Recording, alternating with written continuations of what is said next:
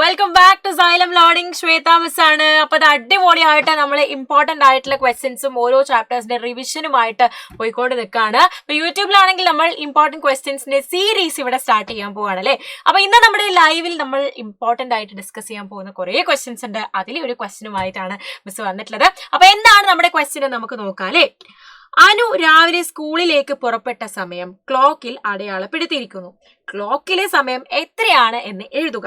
The time when Anu started to school is marked in the clock. Right the time in the clock എന്നാണ് പറഞ്ഞിട്ടുള്ളത് അല്ലേ.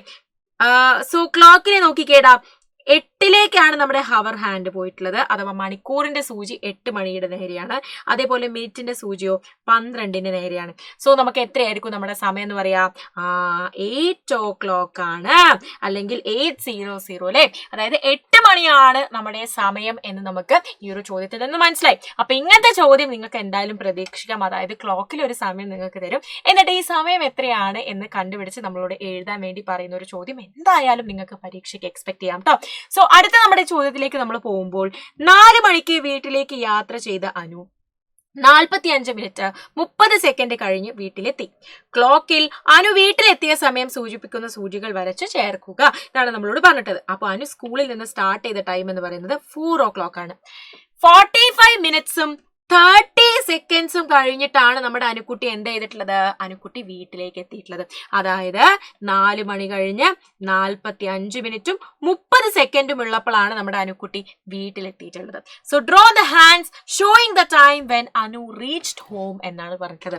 അപ്പൊ 4:45 എന്ന് പറയുമ്പോൾ നമ്മുടെ ഹവർ ഹാൻഡ് എവിടെയായിരിക്കും ഉണ്ടാവേണ്ടത്? മിസ് പറഞ്ഞു തന്നിട്ടുണ്ടല്ലേ. 4:45 ആണ്, ഓൾമോസ്റ്റ് 5 ആവാൻ പോവാണ്. അപ്പൊ 4ന്റെയും 5ന്റെയും ഇടയിലായിട്ടാണ് നമ്മുടെ ഹവർ ഹാൻഡ് വരേണ്ടത് അല്ലെ. നമ്മുടെ ഹവർ ഹാൻഡ് 4ന്റെയും 5ന്റെയും ഇടയിലാണ്. അടുത്തത് 45 മിനിറ്റ്സ് എന്ന് പറയുമ്പോൾ നമ്മുടെ മിനിറ്റ് ഹാൻഡ് എങ്ങോട്ട് വരൂടാ? 9ലേക്ക് വരും അല്ലെ. ഇനിയോ നമ്മുടെ സെക്കൻഡ് ഹാൻഡ് എവിടെയാ വരേണ്ടത്? 30 എന്ന് പറയുമ്പോൾ 6ന്റെ നേരെയാണ് നമ്മുടെ സെക്കൻഡിന്റെ ഹാൻഡ് വരേണ്ടത്. സെറ്റ് അല്ലേ.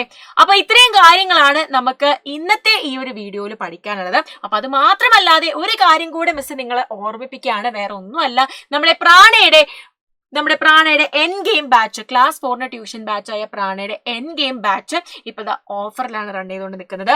999 rupees മാത്രമാണ് നിങ്ങൾക്ക് ഈ ഒരു ബാച്ച് ഇപ്പൊ കിട്ടുന്നത്. മക്കളെ, കറക്റ്റ് ടൈമാണ് നിങ്ങൾക്ക് അത് ജോയിൻ ചെയ്യാൻ വേണ്ടിയിട്ട് എന്ന് തന്നെ മിസ് പറയും. കാരണം എന്താണെന്ന് വെച്ച് കഴിഞ്ഞാൽ നമ്മുടെ എക്സാമിന്റെ ടൈമായി നമ്മൾക്ക് ഇനി നമ്മുടെ മുന്നിലുള്ളത് നമ്മുടെ LSS ഉണ്ട്. അതേപോലെ തന്നെ നമ്മുടെ ആനുവൽ എക്സാമും അതിന്റെ കൂടെ നമ്മുടെ ക്രിസ്മസ് എക്സാമും വരുന്നുണ്ട് അല്ലേ. അപ്പൊ ഇതിനൊക്കെ നമ്മൾ ചെയ്യേണ്ട കാര്യം എന്ന് പറയുന്നത് നല്ല പോലെ നമ്മൾ റിവൈസ് ചെയ്യുക, ഇമ്പോർട്ടന്റ് ക്വസ്റ്റ്യൻസ് ഒക്കെ ചെയ്യുക. അതുമാത്രമല്ല, പുതിയ ടെക്സ്റ്റ് ആയതുകൊണ്ട് നിങ്ങൾ ഫേസ് ചെയ്യാൻ പോകുന്ന ഒരു പ്രോബ്ലം എന്ന് പറയുന്നത് പുതിയ പാറ്റേൺ ആയിരിക്കും നമ്മുടെ ക്വസ്റ്റ്യൻ പേപ്പർ. ഇങ്ങനെ കുറേ പ്രശ്നങ്ങൾ നിങ്ങൾ എല്ലാവരും ഫേസ് ചെയ്യുന്നുണ്ടാകും. മുന്നേ പ്രീവിയസ് ക്വസ്റ്റ്യൻ പേപ്പർ ഒന്നും തന്നെ നോക്കാനുണ്ടാവില്ല. അപ്പൊ ഈ പ്രശ്നങ്ങളൊക്കെ പരിഹരിക്കാൻ വേണ്ടിയിട്ടാണ് നമുക്ക് ഈ ഒരു ബാച്ച് നിങ്ങൾക്ക് വേണ്ടിയിട്ട് തന്നിരിക്കുന്നത്. അപ്പൊ നിങ്ങൾ ചെയ്യേണ്ട ഒരു കാര്യം, അടിപൊളിയായിട്ട് ഈ ഒരു ബാച്ചിലേക്ക് എത്രയും വേഗം തന്നെ ജോയിൻ ചെയ്യുക. എന്നിട്ട് മോഡൽ ക്വസ്റ്റ്യൻ പേപ്പറും അങ്ങനെ കുറെ ക്വസ്റ്റ്യൻ പേപ്പേഴ്സ് നിങ്ങൾക്ക് ഉണ്ടാവുന്നതായിരിക്കും റെഫർ ചെയ്യാൻ വേണ്ടിയിട്ട്. ഈ ക്വസ്റ്റ്യൻ പേപ്പേഴ്സ് ഒക്കെ ചെയ്ത് കഴിഞ്ഞിട്ട് നിങ്ങൾ നിങ്ങളുടെ ക്രിസ്മസ് എക്സാം അടിപൊളിയായിട്ട് എഴുതുക, ഫുൾ മാർക്സ് സ്കോർ ചെയ്യുക എന്നുള്ള ഒരു കാര്യമാണ് മിസ്സിന് പറയാനുള്ളത്.